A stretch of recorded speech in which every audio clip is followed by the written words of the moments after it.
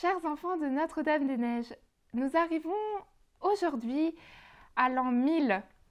Aujourd'hui, nous allons explorer le Moyen-Âge en regardant ensemble l'événement du schisme d'Orient, puis le Saint-Pape Grégoire VII. Et enfin, nous parlerons de la chevalerie. Tout d'abord, les enfants, savez-vous quand a eu lieu la première canonisation de l'histoire? Ce fut le 31 janvier 993 à Rome, à Saint-Jean-du-Latran, qu'eut lieu la première canonisation, et elle a été faite par le pape Jean XV. C'est celle, donc celui qui est canonisé est Saint Ulrich. C'est un Allemand, il est évêque d'Augsbourg, en Bavière, et il protégea son peuple contre les envahisseurs hongrois. Cet ancien moine de l'abbaye de Saint-Gall était reconnu digne désormais d'être honoré comme un saint. Ça, c'était la petite histoire pour commencer. Mais voyons maintenant le schisme d'Orient. Alors, le schisme d'Orient, c'est la séparation entre les chrétiens d'Orient et ceux d'Occident. Ce fut et c'est un événement douloureux pour toute l'Église. Le schisme d'Orient. Quelles sont les causes de ce schisme? Eh bien, les enfants, il y a différentes causes de ce schisme. Tout d'abord, d'un côté, les empereurs et de l'autre, les patriarches de Constantinople qui veulent avoir le plus de puissance. Ainsi, au milieu du XIe siècle, le patriarche de Constantinople, qui s'appelait Michel Cérulaire, était particulièrement orgueilleux. Un jour, le patriarche envoie au pape une lettre de récrimination violente et la plupart injuste. Le pape Léon IX, avec le plus grand désir de tout arranger, lui répondit par lettre, et pour porter la lettre à Michel Cérulaire, le patriarche, Léon IX la confie au cardinal Humbert. Le cardinal Humbert était un grand savant, mais malheureusement il était hautain et méprisant pour les orientaux. Le cardinal Humbert arrive donc à Constantinople avec la lettre de Léon IX. Mais le patriarche refuse de le recevoir. Mécontent, le cardinal se rend à la basilique Sainte-Sophie en convoquant tout le clergé de la ville. Il fait un discours maladroit, plein de reproches contre le patriarche. Il finit son discours en excommuniant Michel Cérulaire. Mécontent, Michel Cérulaire refuse de se soumettre à la sentence d'excommunication. Avec lui, tous les évêques d'Orient se détournent définitivement de Rome. Ce fut pour l'Église un grand malheur. Actuellement, sur les 200 millions de chrétiens orientaux, une dizaine de millions se sont ralliés à Rome en gardant leur être propre. Les Grecs melchites, les Arméniens, les Coptes, les Syro-Chalcédoniens. Prions pour que les autres chrétiens slaves et orientaux, qui sont nos frères et ont les mêmes sacrements que nous, retrouvent le chemin de l'union autour du successeur de Saint-Pierre. Nous venons de voir donc le schisme d'Orient qui est et qui fut un grand malheur pour l'Église. Voyons maintenant l'Église d'Occident avec le grand travail de redressement moral sous l'action énergique des papes Léon IX, Nicolas II, Étienne IX et surtout de Grégoire VII. Parlons du Saint-Pape Grégoire VII et la réforme issue de son nom, la réforme grégorienne. Donc Saint Grégoire VII est le 150e pape de l'histoire depuis Saint-Pierre. Il s'appelait Hildebrand et était moine de Cluny. Il fut le conseiller des 1053 de plusieurs papes successifs.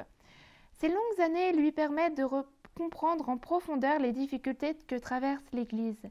Et donc, 20 ans après, en 1073, il devient pape. Il prend le nom de Grégoire. La crise que traverse l'Église est due en partie à des difficultés comme le fait que des princes interviennent dans la nomination des évêques et des abbés. Dès son élection sur le siège de Saint-Pierre, Grégoire VII adopte une attitude énergique pour lutter contre les abus et s'engage dans une nécessaire réforme de l'Église. Mais malheureusement, pendant 2 ans, les habitudes mauvaises étaient si enracinées que personne ne l'écouta. Alors, en 1075, il prit comme sanction une mesure redoutable et redoutée, celle de l'excommunication. L'excommunication, c'est l'exclusion de la réception des sacrements, dans le but que les personnes excommuniées se convertissent et reviennent vers Dieu. Nous pouvons donner l'exemple de l'empereur Henri IV d'Allemagne, qui se considérait au-dessus du pape. Il voulait garder son droit de nommer les évêques et les abbés. Le pape Grégoire VII, pour le bien de l'Église, va excommunier Henri IV. À cause de l'excommunication, Henri IV va se retrouver seul. Il est abandonné des princes allemands. En habile politique, plus qu'en homme de foi, Henri IV décide de se soumettre, au moins en apparence. C'est là que se déroule un événement assez connu de l'histoire, l'événement de Canossa. En 1077. Henri IV, à l'hiver 1077, se présente au pape en habit de pénitent à la forteresse de Canossa. Le pape croit son repentir sincère. Et donc, Grégoire VII lève l'excommunication contre Henri IV. Mais malheureusement, quelques années plus tard, Henri IV, ayant requis son autorité, leva une armée et s'empara de Rome. Et le pauvre Grégoire VII dut mourir en exil à Salerne en 1085.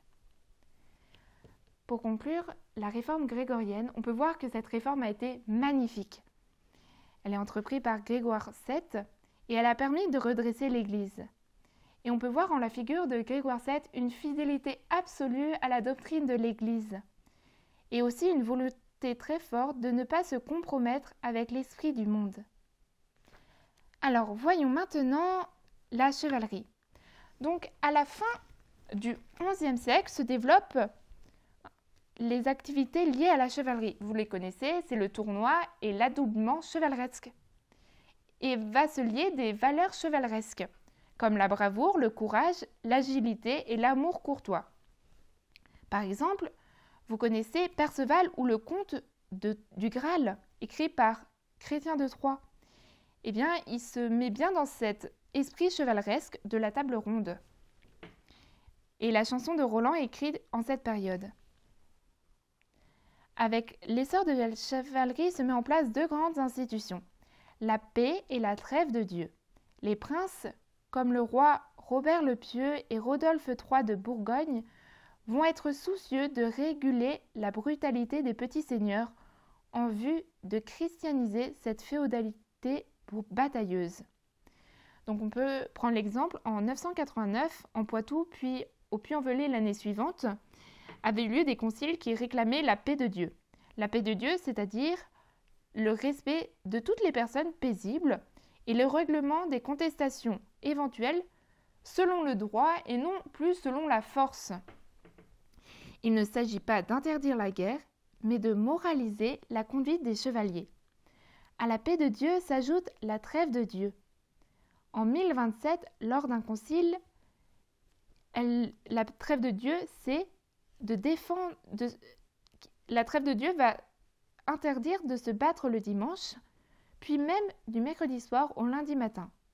Plus tard, l'interdiction s'étendra même au temps de l'Avent, de Carême et de Pâques, sous peine d'être privé des sacrements. La trêve de Dieu est une des plus belles institutions du Moyen-Âge, bien révélatrice du renouveau du christianisme de cette époque. Et comment les évêques vont-ils s'engager dans cet élan de la paix de Dieu et de la trêve de Dieu? Eh bien, on peut prendre l'exemple en 987 à Limoges. Alors là, c'est l'événement de l'année. À Limoges, on va sortir les reliques de Saint Martial. Et Saint Martial, c'est pas quelqu'un d'ordinaire, c'est quelqu'un de très important. Vous le connaissez tous, je pense, Saint Martial. Parce que Saint Martial, figurez-vous, c'est le petit garçon qui avait donné ses 5 pains et ses 2 poissons à Jésus pour la multiplication des pains.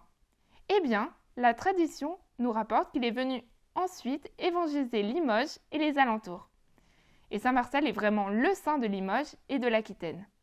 Et donc, quand on va sortir les reliques de Saint Martial en 987, 17, eh bien, il y a beaucoup de personnes qui viennent le prier parce qu'on croit en l'action des saints.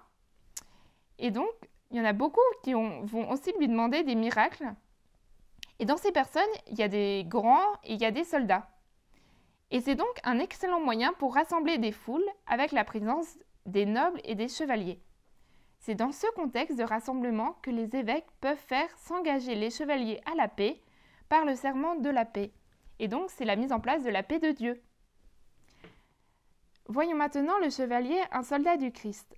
Dans ce contexte, on voit que les guerriers formés à la guerre reçoivent en même temps une formation religieuse. Il y a un esprit chrétien. Cet esprit chevaleresque chrétien se met en place dans un contexte particulier. En Espagne, vous savez, à partir de 1031, après 732, la défaite de Poitiers, les musulmans vont descendre en Espagne. Et donc, quelques siècles après, en 1031, se met en place le mouvement de la Reconquista. Ce sont des princes catholiques, notamment les rois de Castille et de Léon, qui vont se battre pour christianiser l'Espagne et pour lutter contre les musulmans, notamment Alphonse VI. Et donc, dans cette Reconquista, c'est toute l'Europe qui combat contre les musulmans. Alors, maintenant, on peut voir le pape Urbain II. Alors, Urbain II. Le pape Urbain II, en 1095, organise un concile à Clermont. C'est dans la perspective de la paix de Dieu. Il appelle à libérer Jérusalem. Alors, il y aura une première expédition qui sera sans armes et beaucoup de personnes vont mourir. Mais on va récupérer Jérusalem aux mains des musulmans. Et donc, c'est la prise de Jérusalem qui est reprise en 1099. Et donc, des ordres militaires se mettent en place dans un esprit chrétien chevaleresque. Notamment, il y en a un que vous connaissez tous. Vous savez, c'est les chevaliers avec les croix rouges. Et bien ça, c'est les Templiers. Vous voyez, les Templiers, ils ont des croix rouges comme ça. Et c'est vraiment dans cet idéal chevaleresque. Un moine est également appelé Miles Christi. Les moines militent pour le Christ dans l'action et la prière. Et les moines, ils prient. Saint Bernard, un cistercien, écrit la vie des Templiers, des Laude Nova Militia, c'est-à-dire l'éloge de la nouvelle chevalerie. Ce sont des moines de prière et de guerre. C'est l'expression aboutie de l'idéal de la chevaleresque médiévale. L'idéal chevaleresque est nourri de la tradition chrétienne, exaltée dans une société noble qui s'appuie sur les institutions ecclésiales. Alors, pour conclure ce petit enseignement sur le XIe siècle, eh bien, nous avons vu le schisme d'Orient. Eh bien, comprenons l'importance vitale pour notre âme d'être fidèle aux vérités de la foi qui nous ont laissé les apôtres. Cela nous aidera à tenir ferme notre foi et refuser tout compromis aux idées du monde. Dans la deuxième partie, sur la réforme entreprise par Saint Grégoire, comprenons l'importance du magistère du Saint-Père uni au pape. Enfin, la dernière partie avec la chevalerie, prenons l'exemple de Saint Bernard et de ses moines, les chevaliers du Christ, pour être des petits-enfants et des vaillants guerriers, pour proclamer, avec l'aide de Notre-Dame-des-Neiges et de tous les saints, les anges, la bonne nouvelle de Jésus à notre monde. Et en cette période où nous sommes entrés dans le Cénacle avec Notre-Dame et les apôtres, où nous nous préparons à vivre la liturgiquement la Pentecôte, on peut prier en l'Esprit Saint. Mon Dieu, faites l'unité des esprits dans la vérité et l'union des cœurs dans la charité. Chers enfants de Notre-Dame-des-Neiges, nous vous souhaitons une bonne fête de Pentecôte. Au revoir.